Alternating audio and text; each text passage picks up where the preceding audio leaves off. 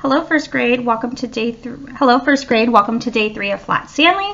After reading, you're going to retell to a friend. We left off on page 16. I'm sorry, said Dr. Dan. I know it's disappointing, but you'll have to cancel. I'd better go get a splint for your foot. After Dr. Dan left, Yin went over to her brother, took his hand, and knelt beside him. Neither of them looked at Stanley. This is all my fault, Stanley said quietly. Then he folded himself to the ground and buried his face in his knees. After a moment, Yang spoke. Confucius said, our greatest glory is not in never failing, but in getting up every time we do. Get up, sister. Get up, turnip cake. The flying Chinese wonders have never missed a performance, and they will not now. But how, brother? Said Yin. How can you perform with a broken foot? I will not, Yang said solemnly. Turnip cake will. But, brother, I'm not an acrobat, said Stanley. Are you flexible? Said Yang. Stanley shrugged. I once went down Niagara Falls wrapped around somebody like a barrel, he offered. Are you strong? I did keep Abraham Lincoln's nose from breaking off Mount Rushmore. Are you determined? I recently walked halfway across Mexico to get a recipe for my mom, said Stanley. Then you will learn, said Yang.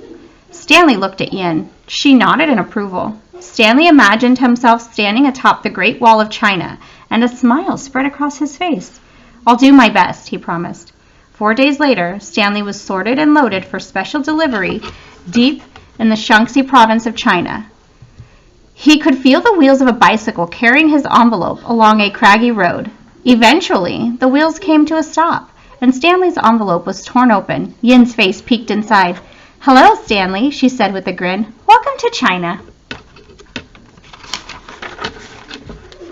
Ni hao, cried Stanley. He hopped out and stretched his legs. You hurt your knee? She said in a panic. Ni hao, repeated Stanley.